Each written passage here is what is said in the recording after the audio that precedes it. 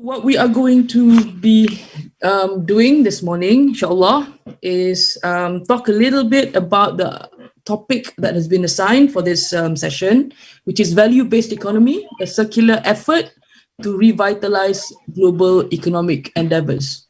So, ladies and gentlemen, we are now approaching the second anniversary of the beginning of the COVID-19 pandemic. And as the world took a pause through many lockdowns over the past 18 months, we discovered that what was unwell with the world was not just the people, but also our whole global socio-economic system.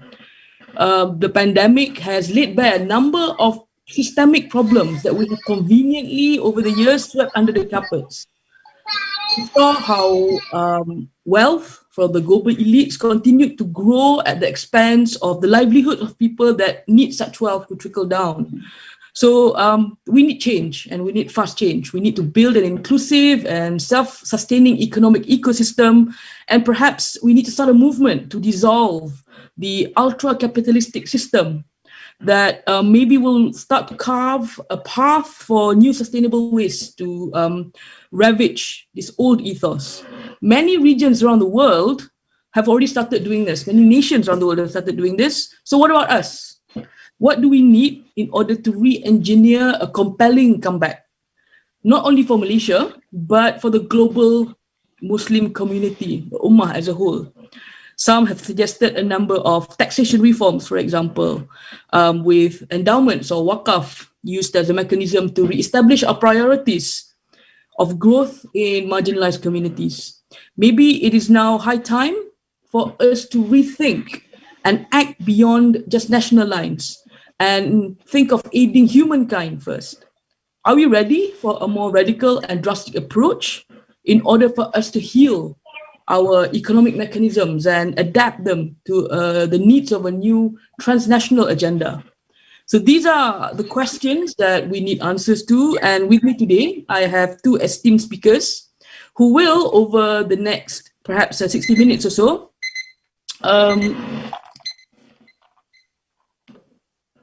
sorry, apologies for that. Over the next 60 minutes or so, we'll discuss the issue at hand.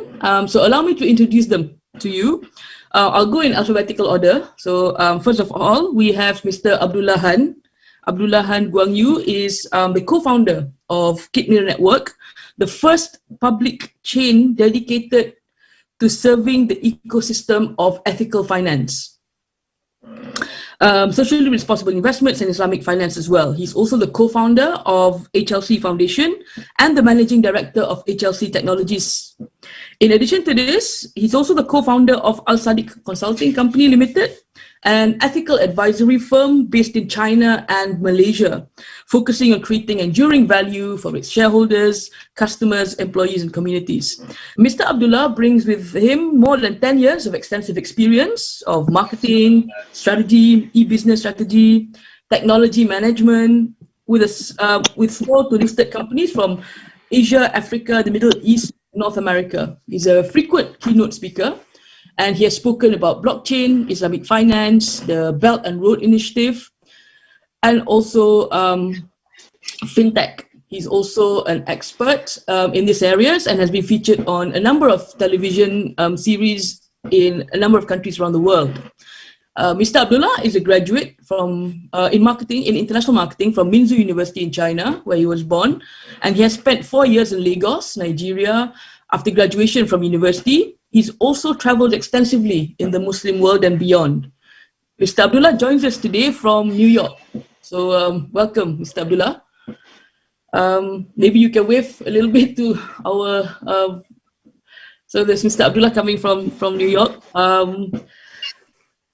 And then our other panelist is none other than Professor Emeritus Dr. Barjoyai Bardai. Professor Emeritus Dr. Barjoyai Bardai needs little introduction actually amongst those in the field of accounting, finance and economics. He's currently with University Tun Abdul Razak. This is UNIRAZAK, not UNITA, which I was initially confused with. He's been there for the last 13 years and he's actively also teaching at a number of different institutions in Malaysia, continuing on even after retirement from University Kebangsaan Malaysia, where he was a professor of accounting and taxation. Professor Barjoyai graduated with a degree in accounting from University Malaya in 1975 and subsequently obtained an MSc in industrial administration from Aston Business School in Birmingham, which is actually not very far from my house. He also got a PhD from UCL in taxation. He is actively involved in business as well as holding a number of advisory roles at a number of organizations, as well as being the current president of the Malaysian Chamber of Certified Professionals. Now, his research interests span the realm of Qardul Hasan, Waqaf institutions, Halalan Kamilan, principle and practices, family entrepreneurship, and entrepreneurial development programs amongst youngsters in Malaysia. He's a very prolific academic author, and he has presented and published over 1,000 papers in journals and conferences over the last 25 years. He joins us from Kuala Lumpur. Welcome, Professor. Maybe Professor also can wave to our audience. Okay, so welcome both panelists. Just a quick overview of how we want to run this session. We're already about 15 minutes in. I will be putting a series of questions to our speakers over the next hour or so, after which point I will open the floor for questions from the audience. Inshallah, if we have more time we have, we will be able to take a number of more questions. But if I could just preempt this by saying that if you do have a question, please jot it down and try and be as clear and as succinct as possible in stating your question so that we can afford more time to our panelists to provide an answer to keep the discussion going. So please do take note of any questions you may have, and I'll be taking them at the end of the session. Without any further ado, I think I'll begin right now, and I'll kind of begin the opening question. This question goes to both speakers, but maybe we will start with, because I introduced Mr. Abdullah first, we'll start the first question with Prof. So our topic today revolves around the idea of a value-based economy. And different people seem to actually define this idea of a value-based economy differently. For you, what kind of values would you like to see in our economy as we chart this unprecedented path of recovery after COVID-19? Maybe Prof can start. Okay. Bismillahirrahmanirrahim. Assalamualaikum warahmatullahi wabarakatuh. Thank you, Ms. Moderator. Okay, first of all, actually there are many definitions of value-based economy. And in the general terms that we say that value-based economy means it is an economic system that is based on values. But there is also another movement now trying to define value-based economy that is actually economic that is based on value added. Which actually loosely defined as the government will actually create money based on the value or productivity generated by the government servant. So every month, the government servant will get minted money printed by the government. And that way, we will not have the banking system anymore. No banking rules of credit creations or money creation, and money will only be printed by government, and then money will reflect the true productivity or value added created by the government. And then we leave the private sector also to create value added, and they pay their employee based on the productivity. And this is a new movement that will basically try to solve the problem with money today. And actually money is a big problem because money has been misinterpreted in many ways. I mean, money is supposed to be just an intermediary, just a measurements of value and just a medium of exchange. But money has been used now as basically cow that will create basically more cows, and that's the issue basically. Okay, but now let's go back to the value-based economy in Islam. In Islam, we have not separate between economics and religion, and so actually economic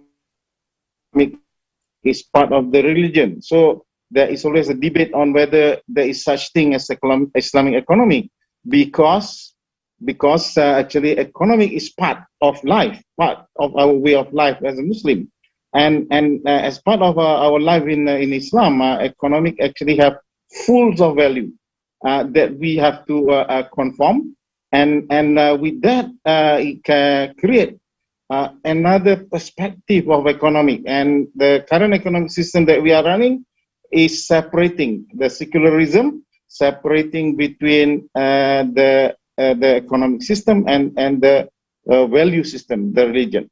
Maybe I will stop there for a while. Okay, thank you, Prof. Mr. Abdullah, same question. Your thoughts on the value-based economy, and perhaps what kind of values you'd like to see in our economy as we recover from COVID-19. Assalamu alaikum. Thanks for the questions from moderator, and I'm very honored to have this opportunity to speak together with a professor. Firstly, because I'm an entrepreneur and investor, I'm doing business around the world. So firstly, I think that we need a sound monetary system. We need a hard currency and a sound currency that is different from central bank. So I can give you a little bit example according to my experience. So like 5 years ago, I was doing business in Zimbabwe. So I went to a factory and I was asking for quotation for how much is the cost of the steel ton. All right, they give me a very a quotation that is like trillions of trillions. All right, but they indicate that the quotation will be only valid for 2 hours. So you will see, yeah. So this is a real business use case. So I think that the inflation is seriously a problem because of the infinite money supply, not only in arid jurisdictions, not only in the developing economy like Zimbabwe, Nigeria, but also in the United States, which I'm based right now. So I think that we need to utilize like technology to develop kind of new monetary system that can control, redefine the meaning of money, and reconsider our thought pattern about money circulation. This is one of my understandings. And apart from that, I think like value-based economy need to carry need to stick to some core values. Firstly, we should pursue transparency. We should pursue traceability. We should ask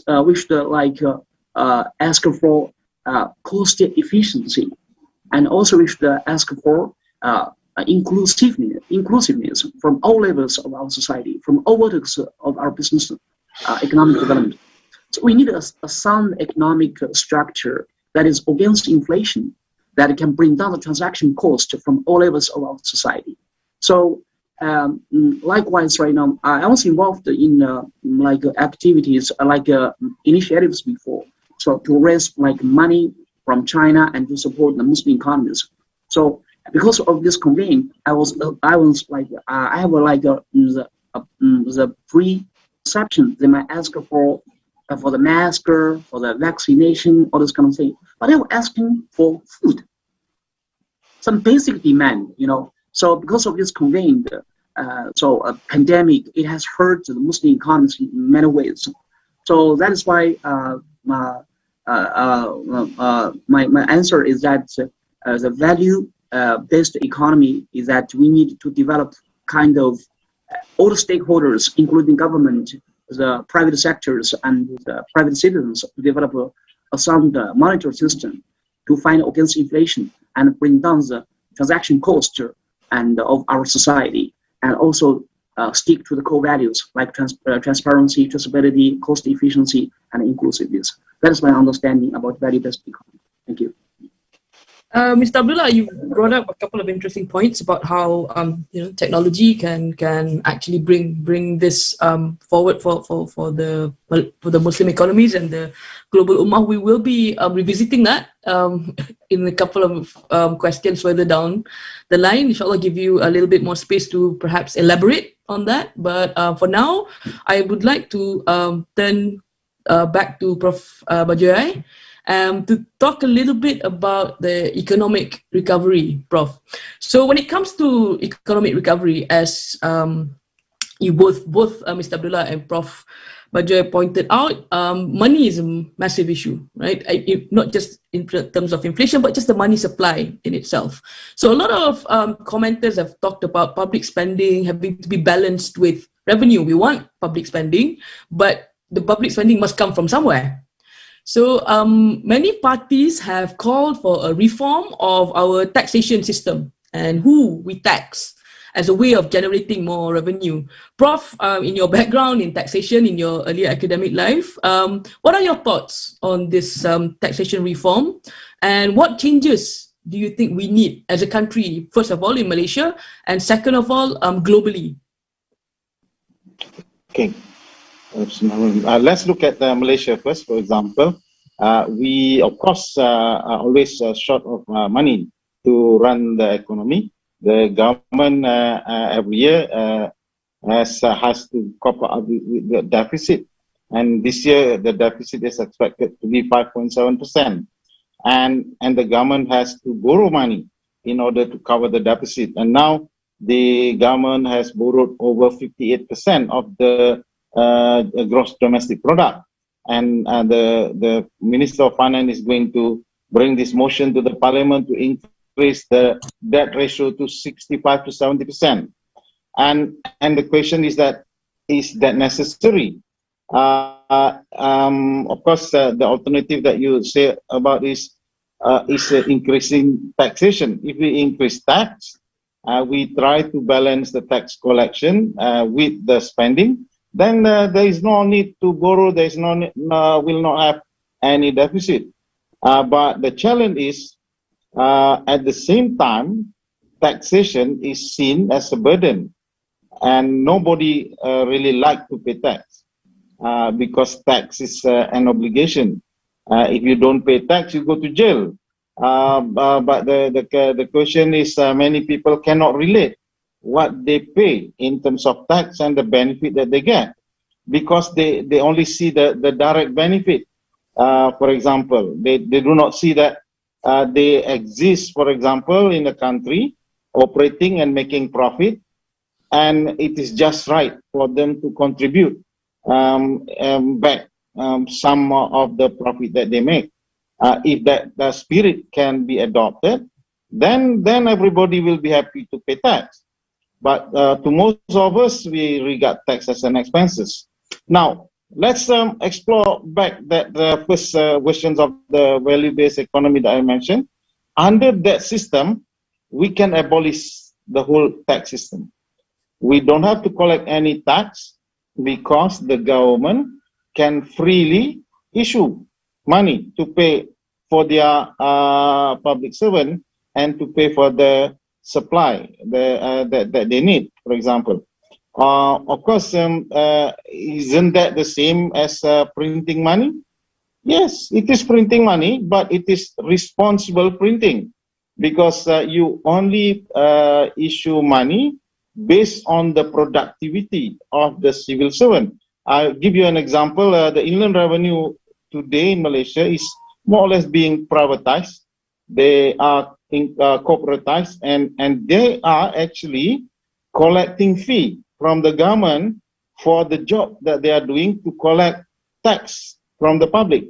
So they collect fee like 2% or 2.5% from the total tax that they collected. And that is, to me, a good productivity. I mean, we have eliminated all the burdens to collect tax, and we only have to pay 2.5%. So our productivity in tax collection is very high. What if we can do the same for all other government services? We have also done for example, car inspection.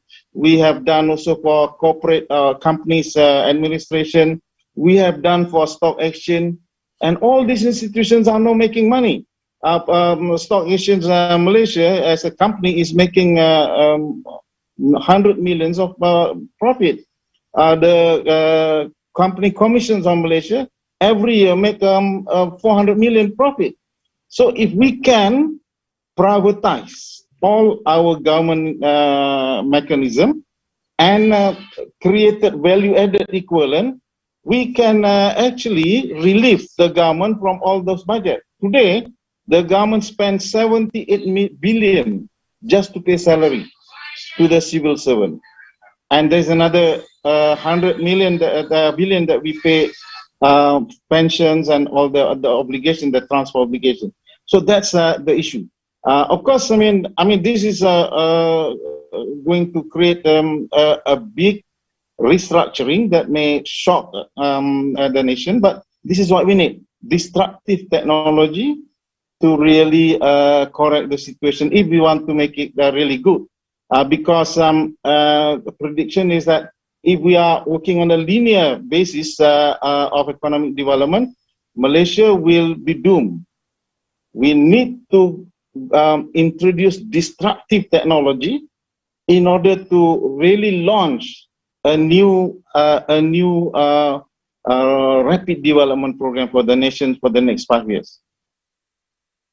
Let me stop there first. Prof, maybe a little bit about, just probe you a little bit more about this restructuring, yeah, you mentioned this radical technology, this radical restructuring.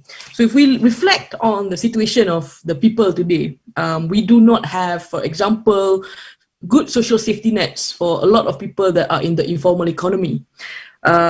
As just one small example, and the fallout from that as a result of COVID-19 has become very apparent. Are we able to do this? Are we able to restructure and be radical given the economic situation that we are currently in as a country? Thank you. I mean, I was reserving that for later on, but I will share with you now. Basically, actually, our government is not has not been irresponsible in this. They've been creating some sort of social protection system. They created the Employee Provident Fund, and they forced the employee to contribute and forced the employer to contribute. So every month, 25% saving is forced. And that created a prospect for retirement fund. And for normal people, actually, I was not a contributor because I was in the pension scheme. But for a normal contributor, if they start as a graduate, when they retire after 40 years, they would have 1 million ringgit in the EPF. So that should be enough as an endowment fund to bring them for retirement until they die. Also, we also have SOCSO. SOCSO is a basically protection when you are working. So you employee contribute and employee also contribute, and if there is any accident, health problem, that will be protected. But that is not enough. There's a lot of self-employed. There's a lot of household that do not work. Are they protected? Recently, the government came out with this scheme of takaful. They give 50 ringgit rebate for every family to start a takaful program with 1 ringgit a month a premium to protect them in case of casualty. And to me, that is all just a petty thing. What we need is a more comprehensive thing. And in Islam, we have wakaf as an institution, an endowment institution. Just look at how this was done in Norway. They created the oil trust fund, and when they discovered oil in 1993, so they were determined that this is natural resources. This should belong to the people, and so they invested everything from the oil proceeds. Today, in less than 20 years, their oil fund is worth $10 trillion. and that assured that the government every year here is having 30% budget provided by the fund, and they assure that every citizen will have a house. And today, every citizen of Norway is technically a millionaire because they have houses worth 1 million each, for example. That's the ultimate visions that we want to get into, inshallah. Okay, maybe just probe you a little bit more on that with this Norway. I like this idea because this is an example, actually goes on to the question that I think I've kind of covered a little bit. The idea that we create this a wakaf. People think of wakaf as if you have a small kind of pondo or something across, or a small house, and you give it to the public. That's a wakaf. But this example of Norway is a very practical example of what can be done if we use that kind of thinking, this kind of Islamic concept thinking, in rejuvenating an economy. We kind of have missed the boat with our oil here. We discovered oil a lot earlier, but we didn't take this kind of action. Is there any other potential still for this in if we wanted to move forward? It is never too late. We still have Petronas, and Petronas though have almost exhausted our oil, but Petronas is now a multinational and they operate in more than 30 countries in the world. They have oil reserve everywhere in the world, and today Petronas is worth maybe like 800 billion. And we also have Khazanah. Khazanah is a company owned by government that actually have a list of all these listed company. I mean, one example of their investment is IIH, the International Healthcare, for example, is bought by Nippon, the majority, and we still have 30% there, and it's worth over 20 billion, for example. So if we really want to do, if the government really dare enough to do, why don't we create this endowment fund and we park all these assets of government, Petronas, Khazanah, PNB, and all the reserve land of the government, park it there so that it will be permanently there and it will be managed by professional. Every year it will generate dividend, and we then try to structure the social protection system from the dividend, not from the principal. We will leave the principal as our perpetual investment. Like a normal fixed income deposit that people normally would. That's right. Yes. Yes. Okay. So those are some very interesting ideas that we can actually we can actually think about when we talk about trying to rejuvenate economic recovery. I'm going to kind of move to Mr. Abdullah for the next set of questions that I've got, and I want to build on this idea or this point that Prof pointed out about the need for our economic or social protection in Malaysia, because yesterday, for example, there was a press release by our Employee Providence Fund that is very worrying, because the statistics tell us that almost 50%, 46% of members below the age of 55 have less than 10,000 ringgit in their savings account. Now, Mr. Abdullah, there's been a lot of criticism leveled at the banking sector, the finance sector in the past decade or so. First, they blame the banks for being an impetus to the global financial crisis, and then subsequently, now people are criticizing the finance sector for recording high profits during a time where we see a lot of people struggling, like this EPF case. As a result of this, a lot of thought has come from academics, from scholars, about bringing more responsible finance to the fore. What are your thoughts on the idea of responsible finance and how this would relate to revitalizing not just the economy but the Islamic economy? You're muted, Mr. Abdullah. Thank you. Yeah. So I think the 2008 financial crisis is a lesson for the world economy. And during this pandemic, obviously, we can see the legacy financial system is very fragile and it's very costly, and it's very costly.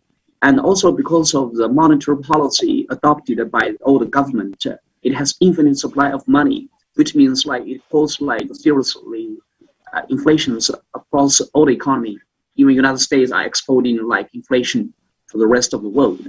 So in terms of responsive finance, and it is one of our approach from the Muslim and part of the West. We are trying to reorient our thought pattern understandings how we treat financial system.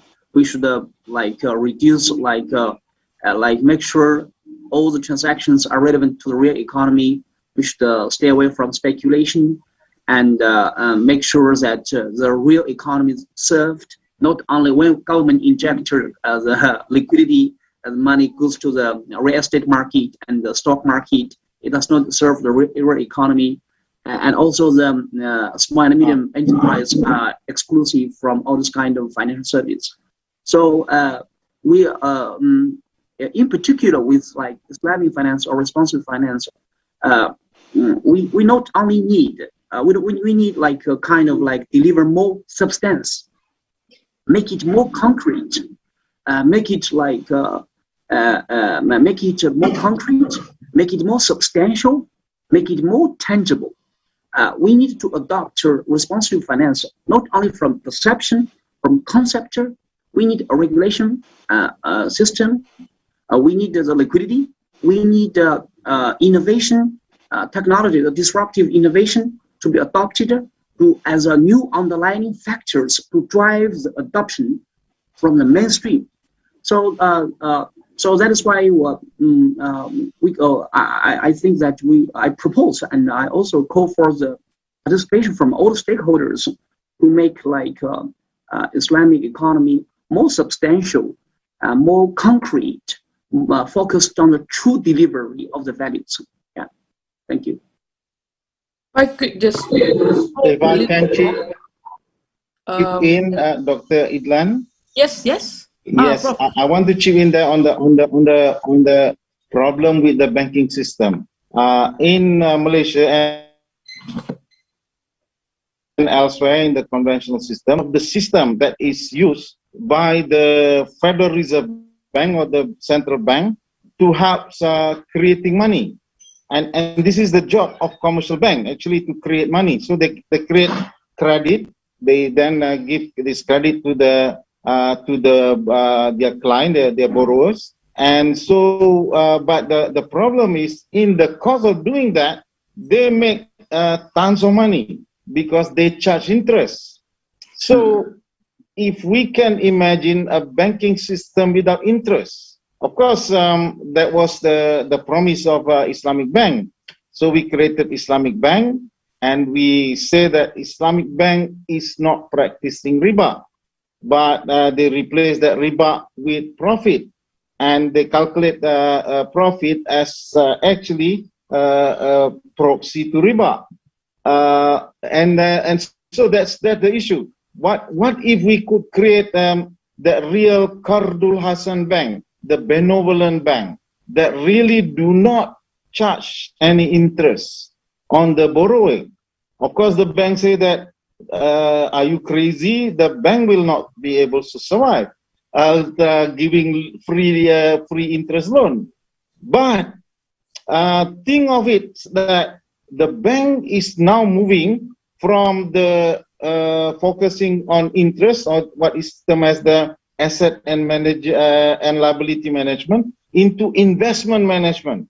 So the bank is collecting all the deficit from the public and manage that deposit in their investment, and then share some of the investment, some to pay for their overhead and administration, some to help the poor, and some they can return back to the depositor as hibah, for example. If that can be implemented, then we eliminated the riba system. And then there was a projection by a famous economy that if we eliminate interest in this world, in 15 years, we can reach zero poverty in this world. Wallahu alam. I like that comment about Islamic banks and what I call pseudo riba. It's not riba in its actual sense, but it's actually in substance of a form. If I may use an accounting analogy there, Mr. Abdullah, going back to these ideas that Prof has put forward, and also your proposal that we've got to have improved regulation, more innovation, and perhaps thinking more about how we could challenge the current system. Who do you think should be taking the lead on this at the global stage? Who should be making the noise so that people will start actually taking action? Because there's a lot of talk, but not a lot of people are walking the talk. Maybe your thoughts on that, Mr. Abdullah. Of course, the people, everyone. I think I can give share some opinions. Like in terms of global cryptocurrency that is initiated by Satoshi Nakamoto. Right now, we have a lot of supporters from Wall Street, from all the big CEOs, from multinational companies like Elon Musk, and also like Micro Saylor from MicroStrategy from Wall Street. A lot of traditional entrepreneurs, they're trying to utilize Bitcoin and cryptocurrency as a new means of payment. Of course, from the Muslim world, and me and Brother Effendi, we are one of the, let me say, the pioneers trying to converge Islamic finance and blockchain. And then later, maybe in the subsequent, in the question, maybe you ask later, so I can share more details and what is the concrete approach, not only by perception, but also by reality, how it works, and who is the drivers, and who is going to benefit from that, and how do we engage the stakeholders, and to incentivize the participation from everyone. Yes, I'll share that one later. Yeah. Okay, if I can just be a little bit controversial and probe this, because you're the expert on this, and this is something that comes up in a lot of conversations with people that I find a little bit more skeptical about cryptocurrency. There's a comment, or frequently said comment, that it's popular because people believe it can make them rich. Because early adopters of Bitcoin, for example, made their first billion, etc., with their cryptocurrency investment. But actually, in the long run, this will just go back to normal, and people will abandon it once they realize that they cannot make lots of money like the early adopters. What are your comments on that? Okay, it's a very good question, and it's a very general perception. Firstly, I support Bitcoin, and then I also have some comment. I think the biggest innovation of Bitcoin, you see, we call it cryptocurrency, but the initial definition of Bitcoin is actually the payment system. The payment system, the payment infrastructure, trying to to create the value transfer from peer-to-peer level without the involvement intermediaries. Because actually, you see, why the bank has a chance to utilize interest, because we need them. So, but when we adopt Bitcoin as a payment work, actually we can conduct a value transfer to any part of the world without involvement of bank. So basically, we can eliminate interest immediately, technically. But along the way, along the development of Bitcoin, and there's a lot of speculation. There's a lot of risk, and the Bitcoin cannot be utilized as a payment infrastructure because of the transaction per second is very low, and it can only support 20,000 people if you utilize Bitcoin as a legal tender or as a payment network. But Bitcoin right now becomes like a storage of value, So we need a scaling approach to make sure that this payment infrastructure will work. All right. And then apart from that one, regarding your concern about what is the underlying value about Bitcoin, right? So you will see that Bitcoin actually is a monetary energy storage, is a monetary storage of the energy. Because I'm recently based in Houston, I'm working with a lot of gas company in Texas, because I have a lot of gas, and these gas are flaring gas and not doing anything, and they are and right now we burn this gas and utilize gas to generate electricity and use electricity to mine a Bitcoin.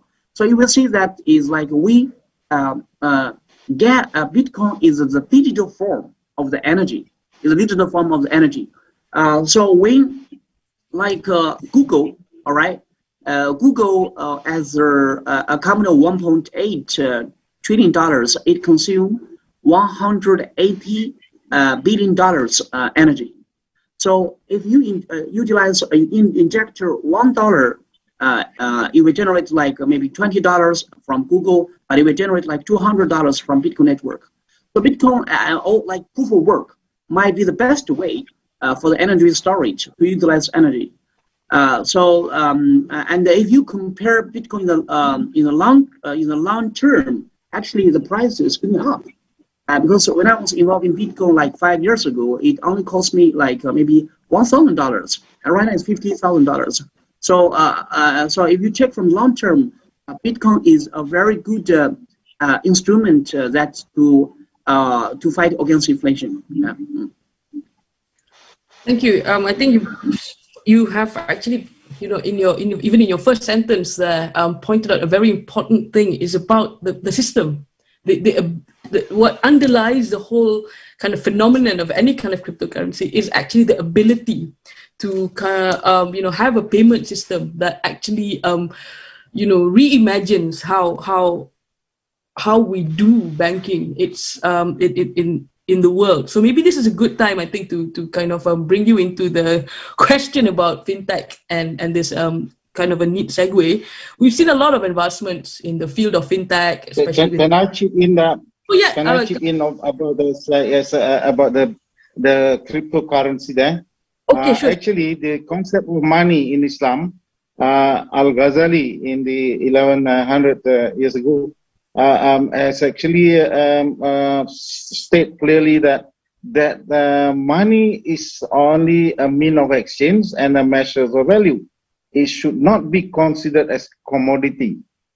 And Ibn Taymiyyah also said the same thing. And Ibn Khaldun said God created gold and silver to serve as a standard, and gold and silver do not constitute wealth as such, but have only a value of exchange like other metal and precious. So, I mean, let's go back to Bitcoin. Bitcoin is a currency without any backing. So, for example, they issued 2 million pieces of token and they trade, and the value has gone up. And today, most people were buying Bitcoin with the expectation that it will appreciate and they will make profit from holding Bitcoin. And that really defeats the purpose and the definitions of Bitcoin as money. So Bitcoin cannot be treated as money. If we want to treat Bitcoin as money, then it must be fully backed by asset. That's why in Islam, cryptocurrency is seen as haram, except if it has full backing of asset, and preferably gold and silver, for example. And the value of gold and silver are considered stable, so we can use this cryptocurrency as a mean of transaction, like Brother Dr. Abdullah said.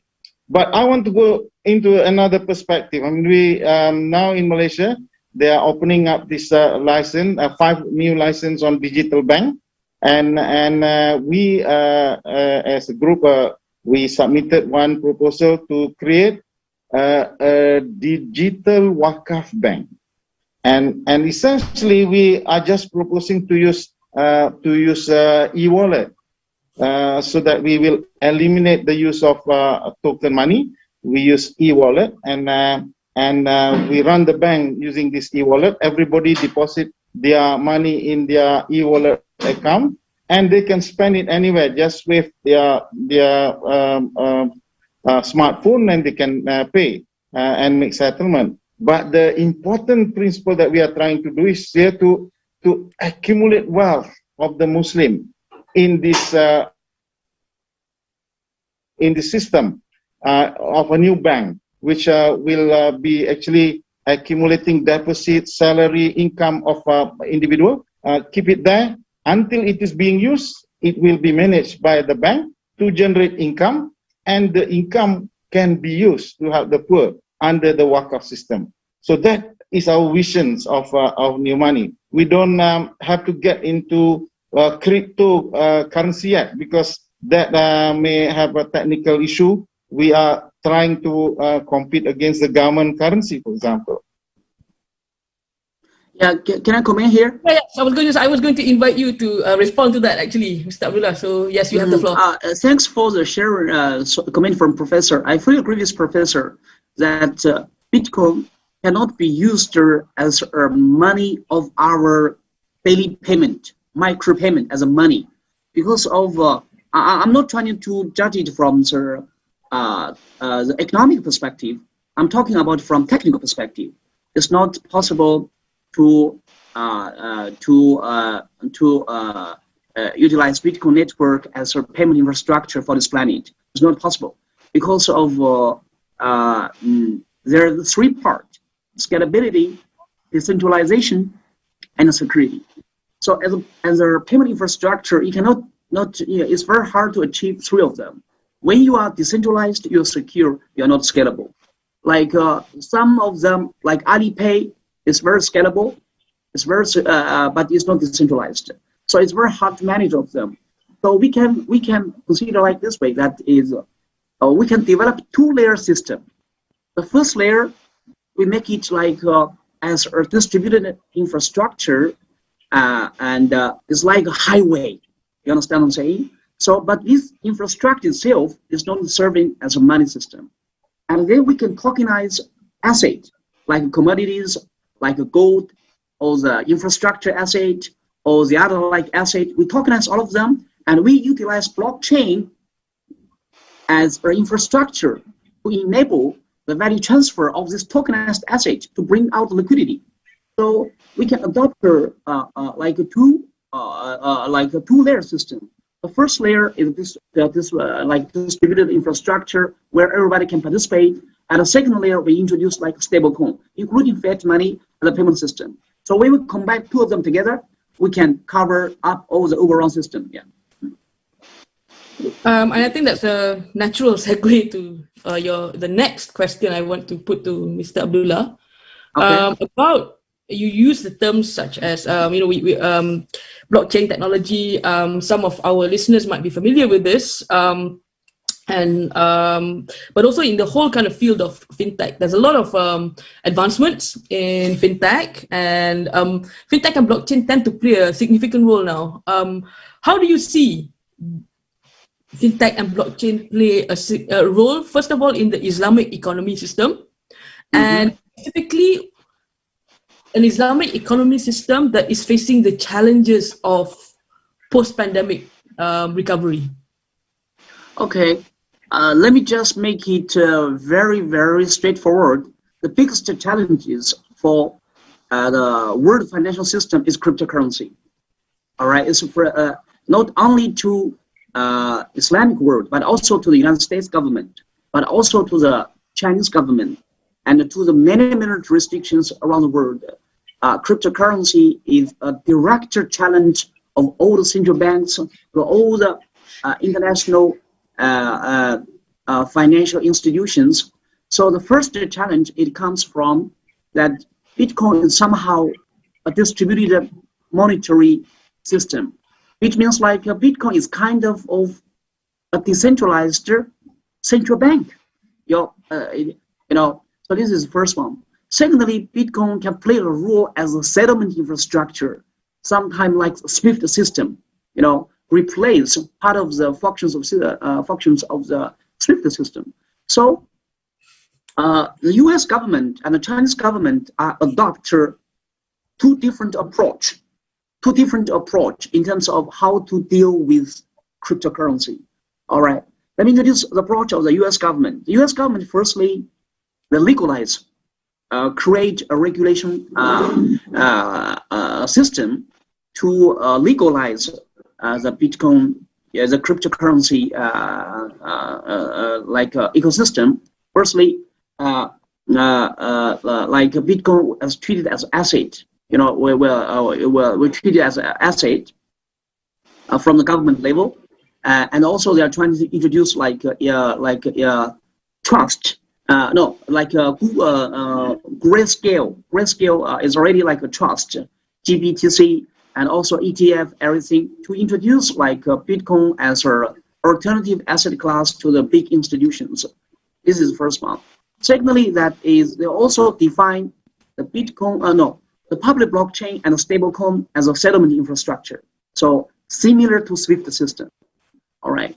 Third, in addition, you know that there is a stablecoin, we call it USDT and the USDC. Like they map the value of $1 to one like a token on the blockchain.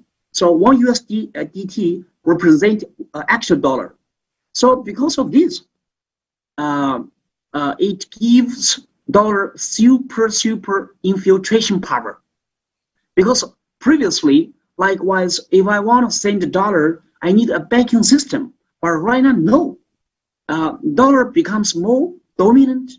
Dollar becomes much more expensive and aggressive, and it carries an infiltration value to other economies. Likewise, in Venezuela, like the U.S. government, they provide aid to Venezuela. So when people download a wallet and they send the USDT stablecoin to that country directly without a banking system, so this makes dollar becomes, because of network effect, it becomes more expensive, more scalable, and its value has been leveraged and harnessed or gained by the U.S. government. This is from U.S. And also, all the Bitcoin mining companies has been listed in the Wall Street, which means like the old money and the new money has been working together. They reconcile with each other, and they become good brothers right now. And apart from that, these multinational companies like Elon Musk and Amazon and Twitter, they're trying to utilize Bitcoin. And also, by the way, and Ukraine and El Salvador and other countries has been legalized Bitcoin as a legal tender at this moment right now.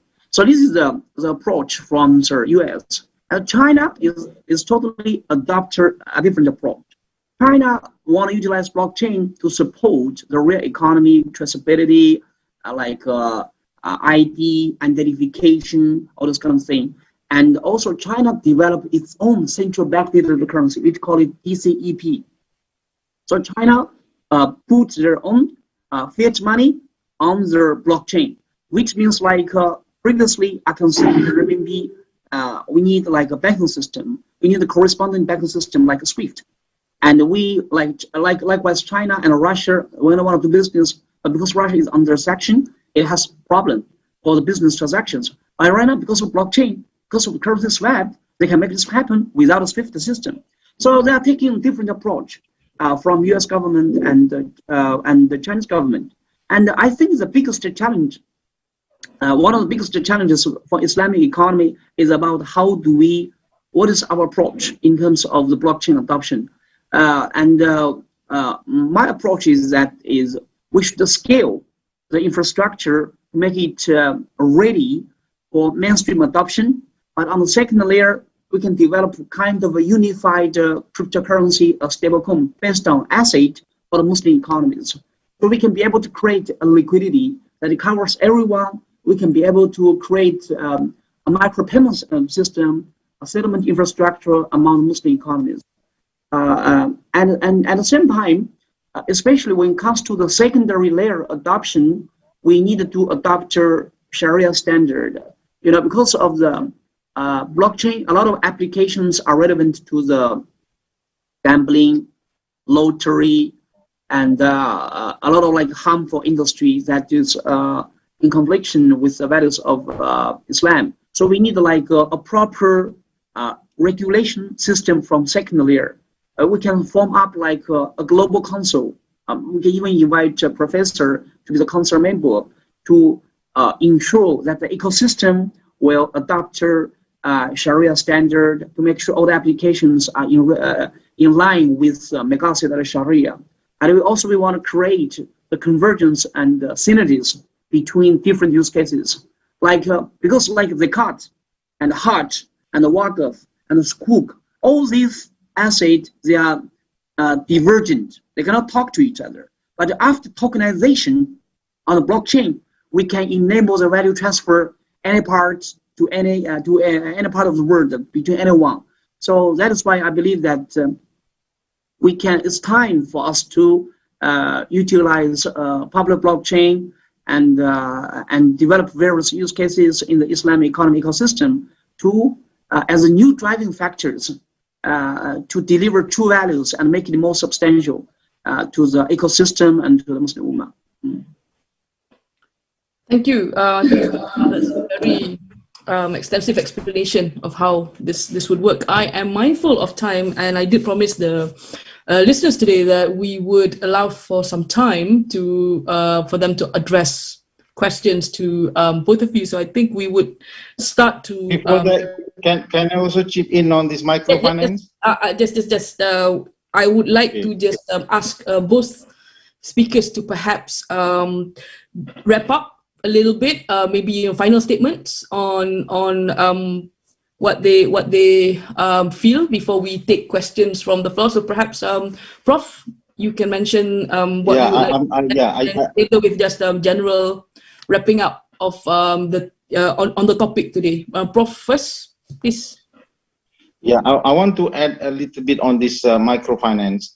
Basically, in the olden day, this was in the 90s, they used the mechanism like the venture capital, the angels, the love money, and so on to attract capital. So we have this group of youngsters that just graduate from Stanford, created an opportunity, and then the funder will come. But then at the same time, the Muslim version is in Newfoundland. There is this Muslim community that use these versions of crowdfunding in Mutanakisa, where when one households want to buy a house, then they will announce to the neighbor who are willing to invest in the house. And so then they chip in and everybody invests in the house. And then the person will buy the house and pay rental to the neighbor who have provided the capital. So that's 30 years ago. Today, there is this mechanism called crowdfunding, using, for example, if you have an opportunity, you will make a pitching and you will project the return, the potential, and you invite investors to come. And that can be a mechanism that is very Islamic because it is based on profit sharing and so on. I went to Rwanda and observed how the farmers use microfinance. They using the fintechs. No? The farmers are living remote in remote area, doing normal farming, but 1 million farmers is connected through this microfinance company. That the microfinance company has all the database, detailed database of all these 1 million people. And whenever the farmer need seed funding to start their farming, so they want to buy seed, they want to buy fertilizer, and so on, they just use their handphone and request for finance. Within 3 days, it is credited into their e-wallet account. And they just go to the fertilizer shop and swipe their credit card, their smartphone, and they got the money. That is in Rwanda. And I'm sure that is something that we will appreciate well if we can introduce in our country. For example, to our micro businesses, instead of the old versions of Alung and so on. So overall, I think that Islamic finance has a role and an important role in trying to revive, to develop our economy. The issue is whether we will be given that opportunity to try and do it right. Of course, in the beginning, this can be a pilot project, experiment, but this is an important milestone to try to create a big impact on the economy. Wallahu a'lam. Okay, thank you, Prof. And some maybe summary or thoughts, Mr. Abdullah, before we open the floor for questions. No? No, nothing. Okay. Yeah. All right. Okay. In that case, then we have a little bit of time for some questions and answers. I think if people who have questions would either you can use the chat function, or you can actually raise your hand using the reactions button. I will then invite you to unmute and speak and address your questions to Prof. Barjoyai or Mr. Abdullah. So I open the floor for any queries. It's just been me asking all the questions. I'm sure that you would also have some questions. We have Assalamualaikum. Mr. Effendi. Assalamualaikum. I have a question to my professor Emeritus Dr. Bardai. He's my supervisor for master thesis. Thank you, Prof, for your very wisdom words on the Revitalise economy. Prof, you had a very awesome and marvelous experiences, especially in state in USA. Can you share with us your experience in Silicon Valley? Because we noticed that you are also involved in corporate ecosystem in Silicon Valley. Actually, what differentiates them and us, Silicon Valley and Malaysia, in terms of corporate governance and economy mentality? And then first of all, thank you, Mr. Effendi. I was in Silicon Valley. I actually have an office there, and we were basically continuously searching for new technology to be listed. I managed to list 5 companies in Toronto, in Montreal, in San Francisco. Anyway, the model is very simple. Basically, they created this valley, which is the old warehouse, warehouse, and they renovate that into cubicle, and they invite young graduates to get together and think of ideas. And then there is a pitching session. They created a specific venue where every morning this young group will come and pitch their project, and every morning there will be lineup of investors that will come and listen to this pitching while sipping their coffee, and then after that this investor will approach the youngsters group and say that, okay, I commit 10%, I commit certain value, but of course they will not normally commit a majority. They just be a rider instead of leader.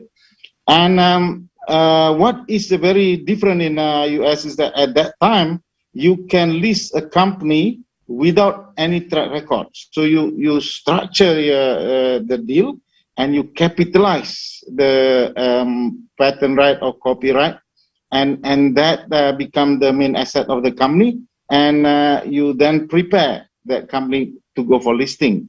And that works in the US. The listing on the listing day, normally the share price go up 10-20 times, and then the challenge is to try and maintain the price.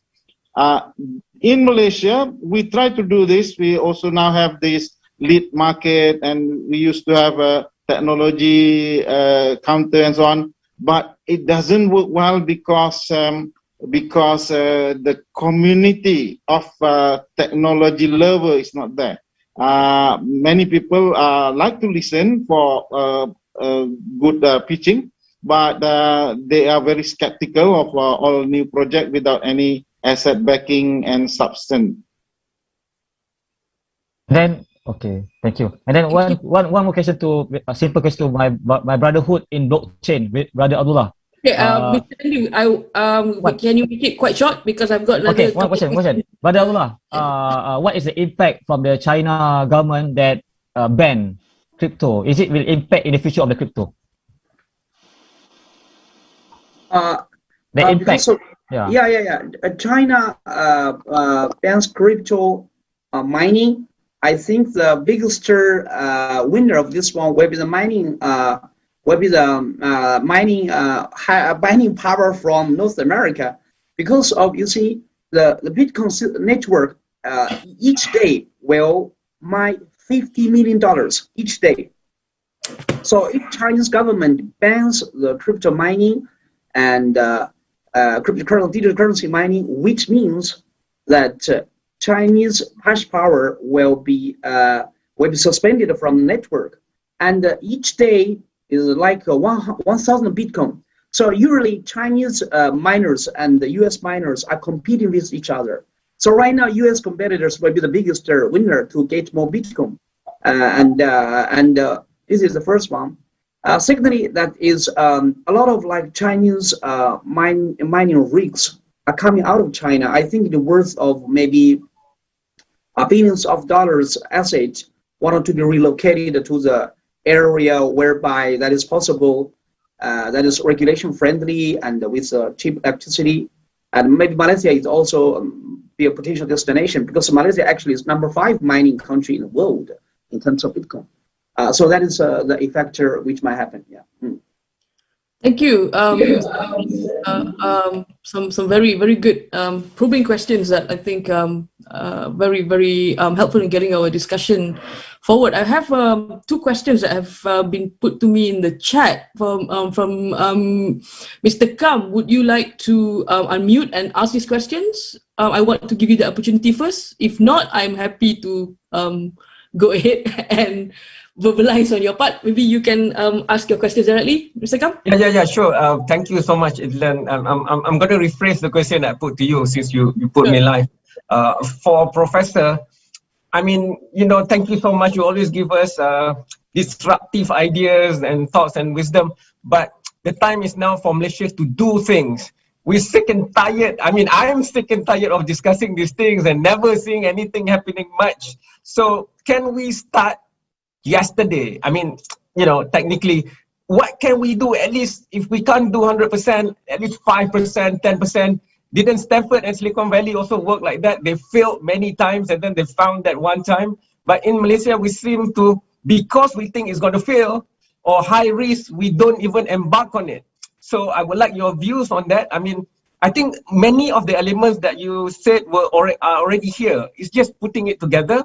For Saudara Abdullah Han, thank you so much. My first time listening to you, very, very enlightening. My point to you is, it's very clear from your perspective that we can't stay out of this new technology of cryptocurrency, blockchain. The question is, because the pursuit is very Wall Street in nature, in that sense, more for profit and speculation, how would the people on the East, like Islamic or otherwise, if we want to use it for social good, would that be a good kicking off point to finally put things in perspective? Do not wait for the global architecture. Do not wait for countries' architecture. NGOs, cooperative, wakaf, whatever, just get together, start it first. Okay, thank you so much. That's all from me. I just muted myself. Apologies. Maybe, Prof, you can address Mr. Kam's first question. Okay. I invite you. All right. Thank you, Cik Mahmud. On this mechanism, I think we have to start somewhere, and I'm glad that, for example, yesterday Equinas announced that they allocated 30 million that they will venture into the small business, micro businesses, and that can be a good start. I mean, Equinas can be an institution that will lead this to guide others investors to bring the confidence to other investors to ride along. And we should first let Equinas start, and then along the way we'll improve that, and we structure and we relate that with the stock exchange, because in the end there must be an exit point, and investors must see some potential. I'll give you an example. There is a Malaysian group that created this durian investment. So they are selling durian trees. So you invest in durian tree, you pay 5,000 ringgit for a durian tree, and then from the 6 years till the 30 years, you will get 2,000 ringgit profit a year. And that's 10 times profit over 30 years. And you can structure, if you have 10,000 acres, you can have 36,000, 10,000 acres means you have over 50,000 trees that you can actually sell in terms of investment. And that can be an interesting thing, because that relates to our physical economy, and that can be seen, at least if you don't get the money later, you'll get the durian, for example. And but to me, the microfinance, how we should help the micro businesses should come first, and that should be immediately structured using how they do it in Rwanda just now. All we need to do is to have a database of all the micro business in Malaysia, maybe 1 million of them, and really have a detail of their structure, their business, their revenue, their profit, their asset, and so on.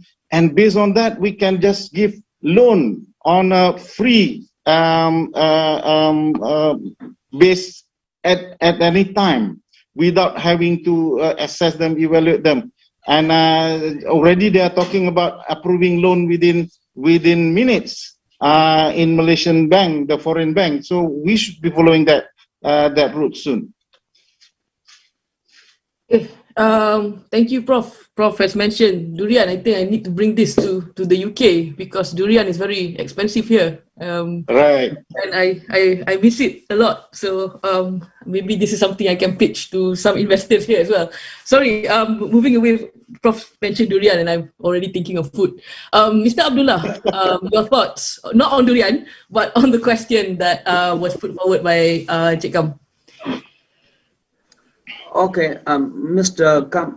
Haran. So thanks for the question. You see, I'm fully aware about that cryptocurrency has a lot of controversial argument globally, not only in the Muslim world, but also in China. The economists, the government advisors, the central bankers, and everyone issue different policies about cryptocurrency. And in US, it's the same thing. From SEC, from Wall Street, everybody's come out with a lot of let me say, question and argument about it. But from my point of view, that is, I want to utilize is deeply rooted Islamic values to guide public blockchain adoption. So and also I'm an entrepreneur, so and I want to do this one first, and then we optimize it according to the development of our ecosystem, according to the advance of our project. So in this project, I have been I raised money from public. I injected invest in this project particular already $10 million. So this project is ready right now. We developed it for 4 years, and so we are about to launch it before the end of this month. So by October, it will be fully functional. It will be the first public blockchain in the according to the Islamic economy. And during the Genesis block, we write La ilaha illallah Muhammad Rasulullah in the first block. Yeah. So it's kind of innovation from our system. We want to but we don't state ourselves as Islamic public blockchain, but we stick to the values, to the essence, to the core element of our infrastructure. And from second layer, we have like a governance council, because like Ethereum, there's no governance council. Any applications can utilize it. I'm gambling, like I issue a token for the casino. I can utilize it for Ethereum. I can utilize it for Solana. But in Qitmeer, no. It only has to be the business that is useful, that is beneficiary to our society. So if it is gallery, like a casino or like lottery, this kind of applications will not have a chance from our ecosystem. So that is why we are trying to utilize two compliance. One is utilize Sharia values to improve the governance and the compliance of the ecosystem. And also from the second layer, if you want to utilize stablecoin, you need to have a license from the regulator, maybe from Malaysia, maybe from Central Bank of Bahrain, from elsewhere. So we are trying to compromise between centralization and decentralization. From the first layer, as a distributed infrastructure, we make it decentralized because everyone can participate.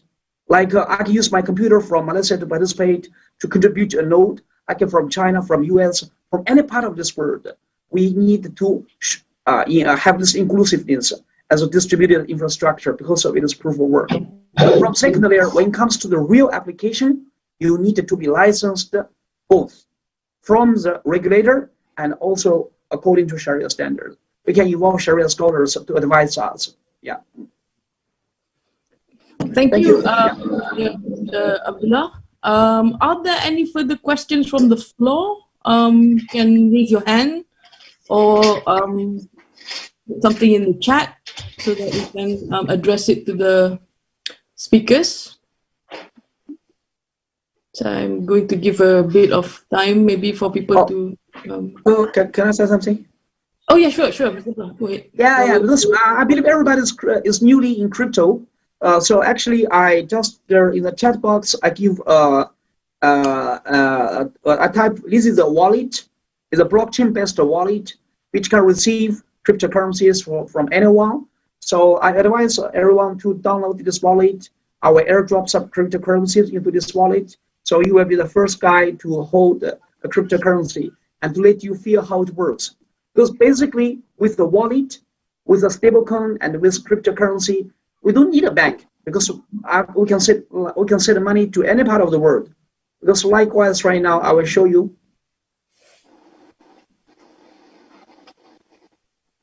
Okay.